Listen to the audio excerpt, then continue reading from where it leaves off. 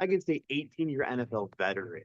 But for now, I think I'll just say he's the head coach at Rolling Meadows. He's Robbie Gold. What made you go from playing football to coaching? I was coaching another high school, fell in love with coaching. Football is a part of who I am, but it's also an opportunity for me to be able to give back and give these kids an opportunity at Rolling Meadows High School to understand what they could do as a group. The Sports Cubicle, Sunday nights, 9 p.m. on WCPT. The Sports Cubicle. But the bottom line is this. The state of Illinois and the city of Chicago have to do what's best for the taxpayers. And the Chicago Bears need to do what's best for the Chicago Bears. The hope is that they can find something down the middle that is beneficial to not only the Bears organization on and off the field, but also the taxpayer, which is the fan that are filling up those stadiums and buying all that merchandise. That's who they owe it to. The Sports Cubicle. Sunday nights at 9 on WCPT. The Sports Cubicle. Economics professor at Smith College, Massachusetts, Andrew Zimbalist. When Chicago is approached, or Illinois is approached for new public funds to build yet another stadium, it shouldn't be, hey, this is going to be an economic boom for the city. It's not going to be. It should be, how much is it worth to us culturally to keep these teams here? The Sports Cubicle with Mike Mercado, Devin Tingle, Dan Marver, and Paul Chivari. Sunday nights, 9 p.m. on WCPT. Your ankle. Did you tweak it on was it the second to last play on the Yeah. I landed wrong. And just kind of tweaked it. And in the last play, the dude grabbed my ankle and gator rolled and tried to get off of it. Because when you stay on it, that's when bad stuff starts to happen and breaks and all of that. So tried to just let my body go so I could fall and roll with him. Yeah. You sense you're okay? Yeah, I'm okay. Yep. I feel like maybe you shouldn't have been in the game at that point.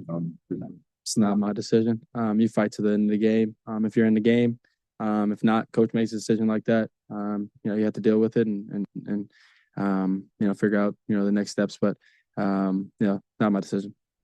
That was Chicago Bears starting quarterback Caleb Williams speaking to the media after the Chicago Bears fell to the Arizona Cardinals 29-9 in the desert. They are now 4-4. I'm your host, Mike Mercado, here for a Bears post-game conversation. You can catch me on Sports from the Couch, on the Sports Cubicle, and of course, Bear Era. And this is something that, oh boy, what can we say? It was embarrassing, frustrating.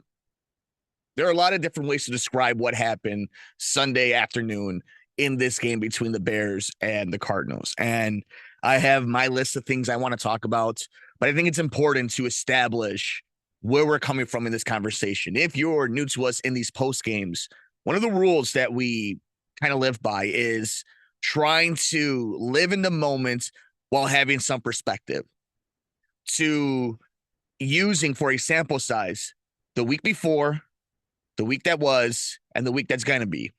So what did we see last week? What happened in this week's game? And what can we see possibly for next week's matchup? And I think this is a rare game, not rare for this organization, but in this post game now, the Bears had catastrophic scenarios in all three: last week, this week, and what could be next week. So let's talk about what and how we got here. Because we can talk about the post game, right? We can talk about the game itself. Caleb Williams, 22 of 41, 217 yards.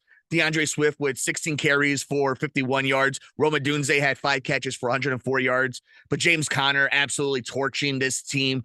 18 carries, 107 yards. Trey McBride had 3 catches for 35 yards, but scored a rushing touchdown. Dan Marver absolutely broke the back of the Chicago Bears defense to end the first half. So we could talk about the stats. We could talk about this defense getting gashed, this offense having no life in the game itself. But I think it's more important to talk about how we got here from last week to this week. What lingering stuff has kind of clouded this team.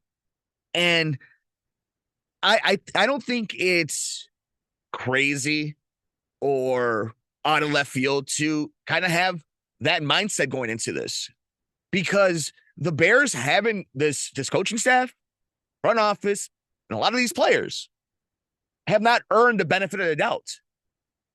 And we've kept everything in check as we've done these post games, enjoying the Jaguars and Carolina domination, but always understanding what we saw against the Titans, the Texans, the Colts. Like this, you have all of it is one big sample.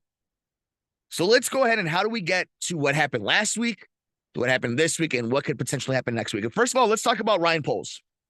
Ryan Poles, we've given flowers to, well, I think fair criticism. We've given a lot of flowers to Ryan Poles. But what we've seen with this offensive line and the depth of both sides of the line, when you are bringing in a star coveted number 1 draft pick, look, whether it had been Jaden Daniels or Caleb Williams, heck, put JJ McCarthy, Drake May, whoever you want in that category. The Bears did great stuff by bringing in Keenan Allen, giving DJ Moore a new contract, drafting Rome Odunze, Cole Kmet being part of that team. But if your quarterback is getting killed or hearing footsteps or seeing ghosts, what difference does it make? How good of it can it ever be when he can never get the ball to them? That's on Ryan Poles. Ryan Poles has never been able to put an offensive line together. He's never been able to evaluate one. And the depth on this team, beyond the secondary, non-existent on this team. And that came to light against Arizona. But let's talk about Matt Eberflus. Because all week, he was given opportunity after opportunity after opportunity to not make right for what happened against Washington, but to use a word that he uses, but I don't think he knows what it means: accountability. At no point was there any accountability taken by Matt Eberflus for what happened with Tyreek Stevenson and the play calling and how that game against Washington ended. None. And the only way that he could have overcame that disaster, another disaster that he stepped himself into, right, was how his team was going to perform against Arizona. The response this team was going to have. How many penalties? How many defensively called plays that came back to bite them with big plays from the offensive side? That falls on Matt Eberflus. That's supposed to be the leader of this team, the CEO of this team.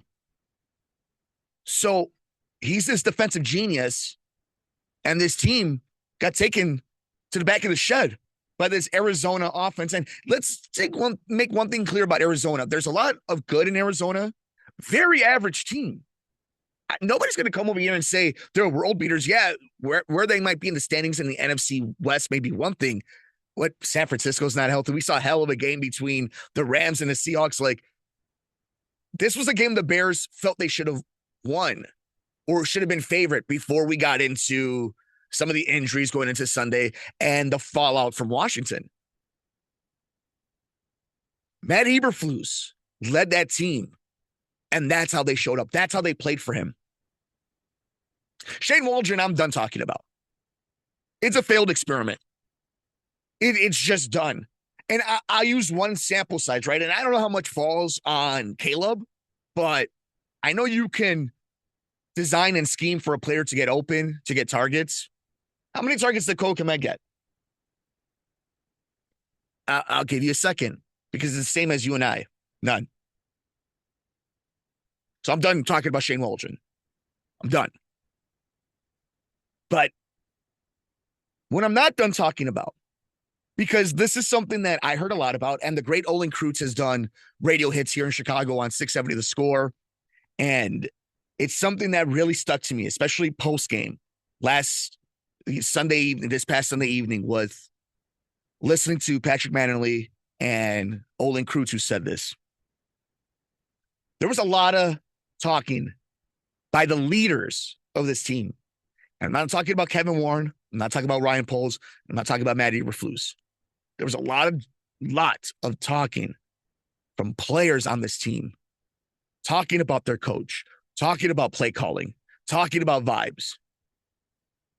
Now, well, I do think it's important and it falls on the hands of a coach or a coordinator to put their players in the best position, to coach them in the best way, to put everything out there for their team to succeed. Players have to show up. Players have to play. Players have to execute. And the Bears have been giving a lot of leeway when it comes to the fan base, specifically to the players. You've seen players on all leagues, NFL, NHL, WNBA, MLB, college, high school, when they think they've been done wrong, when they want to prove a point, when they want to protect, whatever they want to do, whatever way they've been slighted or motivated, they show up and ball out. Did you guys see that? Did you see a ball out game from Jalen, from DJ, from Keenan, from any of these guys? I didn't. I didn't see a great performance from any of these players that were speaking out, that had something to say. And here's the thing, I'm for it. I want to hear the players speak. They should have every right to. Something should probably just be behind doors. Something you would say to your partner, to your friend, to your colleague. You're not going to put out there in public, like we see a lot in sports. They're asked a question, they answer it. Not begrudging to them at all when it comes to that. But when you do that, you better perform. You better show up. You better show out. Bring it down to our level. And I don't mean, not that our level isn't important, but we don't have any eyes on us. If you say something out of pocket to your boss, talking about your ability and your value, and you lay an egg, how's that going to go over? So these players have to wear this. These players have to wear this loss. Injuries did impact this team from Darnell Wright, and there's some other injuries I want to talk about because Darnell Wright, they're talking about an MCL sprain. So we'll find out later on the week how bad that is. But Billings is hurt, and that whole offensive line was having issues. Kyle Gordon hasn't played. Jaquan Brisker hasn't played. So, and not having Montez Sweat was a big deal when it came to this running game, but also goes to show there was no depth in this line where Montez Sweat, not having him give us up 200 yards on the ground. This is something I also wanted. This is from Bears Wire. This comes from Vincent Parise, right on Bears Wire, right after the Bears loss. Injuries finally caught up to Bears defense and loss versus Cardinals. I know a lot of you have seen this stat, but I want to drive this home. On the road on Sunday, Matt Eberflus as head coach is 0-18. You know the day where you mostly play? Because you don't mostly play on Thursdays or Monday. You know the day Sunday that's known for football? Matt Eberflus as a head coach is 0-18 on the road. Just thought we'd put that out there. That's beyond injuries, isn't it? That's beyond quarterback. That's bad coaching. To not even walk into one by accident, just to back into a win by accident. They haven't done that. Defense is supposed to travel too. Isn't that the thing that we always hear from old schools is defense travels? Well, I don't know so much about that. Now, before we get into my final thoughts of what we saw last week, I want to thank you all so much for joining us here on this post game for the Bears losing to the Arizona Cardinals 29-9. They are now 4-4 in the season. I'm your host, Mike Mercado. You can catch me on the Sports Cubicle, Sports from the Couch, and of course, Bear Era. Caleb Williams did not play well. First of all, him having to throw the ball 41 times when your offensive line is college level at this point with injuries, and even the guy who walked away the game healthy and Tevin Jenkins is in and out of a game. That's too much. That's too much for him to throw. And he did not play well, and there's no excuse for it. He was missing targets. And how much of that has to do with the pressure, the play calling, chemistry? it could all be a factor. It still remains that he did not play well. And that's got to change if this Bears team is going to win. Again, it's something we mentioned after a few losses back. What is the expectation for this Bears team? Is it development or is it winning? Because right now, after all these injuries, now it's survival. But Caleb didn't play well. He didn't. And it brings me to this final point of Bears history, right? Because you can't change what happened. You can't change the fact that the Bears didn't move on from Matt Eberflus when they had the golden opportunity with a number 1 overall pick, still a good defense, bringing in all these weapons, having all these good vibes to bring in a person who could develop and grow with Caleb Williams. To be fair, there are plenty of players that have coaches switch back and forth. And you don't want to have instability. You don't want to be that team that just constantly fires coaches. We just saw the Raiders now firing Luke Getsy. I mean, it's just another season where it's an alternating between firing the DC, the OC, and then the head coach. You don't want to be that. But what's going to happen at the end of the season, no matter the record, look, at the Bears could go off on a crazy win streak, make the playoffs. Doesn't matter. The Bears could be competitive in a wild card game. Doesn't matter. Short of winning the Super Bowl, heck, I'll give them even NFC Championship game getting to there. Doesn't matter the results. Matt Eberflus, Shane Waldron, probably Eric Washington too. They're all gone. They're all gone. So you're going to bring in a new head coach, which is most likely, best case scenario, unless it's Sean McVay, Kyle Shanahan, somebody like that, right? But best case scenario, you bring in Ben Johnson from Detroit. And who knows, that might be the right decision. But once again, the Bears are bringing in a first-time head coach. Once again, the Bears are doing what the Bears always do. So what is the definition of insanity? Why does it feel like deja vu again?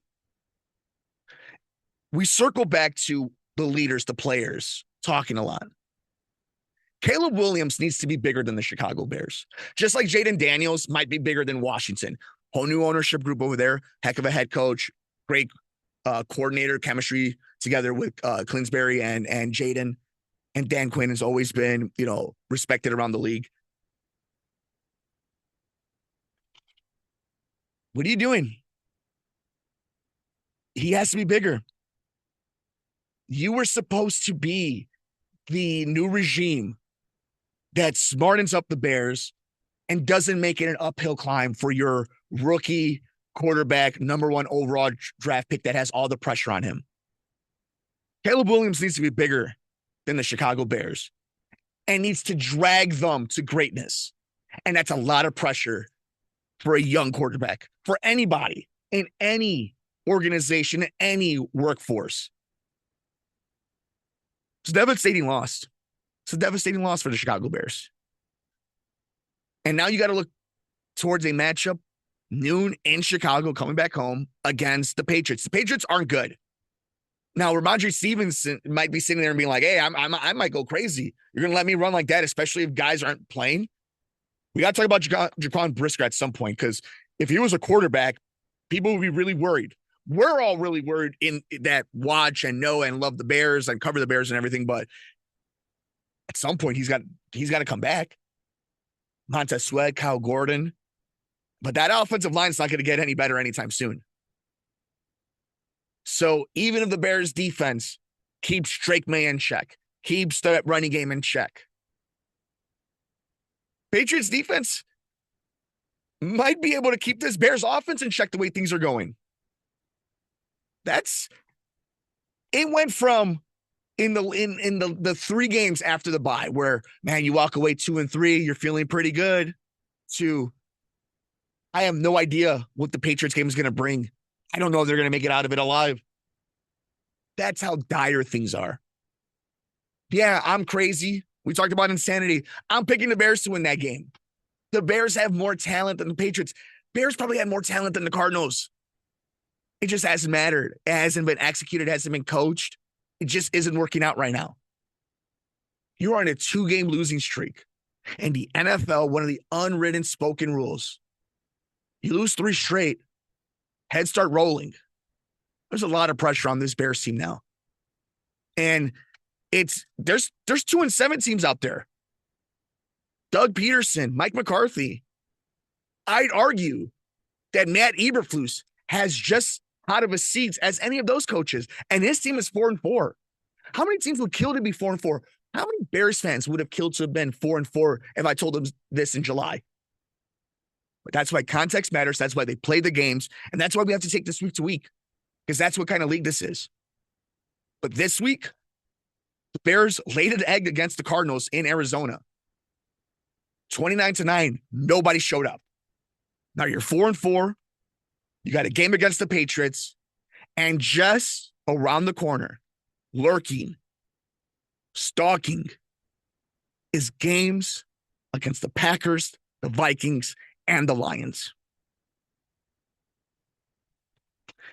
Well, I know your thoughts, Bears fans. Chicago Bears fall to the Arizona Cardinals 29-9. The Patriots are up next. I'm on Twitter at Mike M Media, Instagram, Mike Mercado Media. You can check me out on the Sports Cubicle every Sunday night on WCPT 820. Check us out on the SoundCloud if you missed an episode or interview at WCPT 820 SoundCloud. And of course at heartlandsignal.com. Check us out on YouTube at the Sports Cubicle, Sports from the Couch, or wherever you get your favorite podcasts at Sports from the Couch. And of course, if you want more Bears contact with amazing interviews, check out myself, EJ Snyder, Kieran Hall on Bear Era, part of the Blue Wire Podcast Network. Thank you all so much for the support.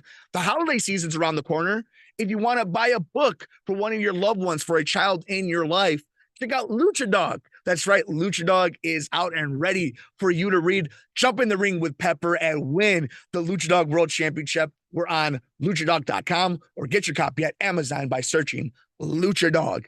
Thank you all so much. Enjoy the rest of your week. Bears fans,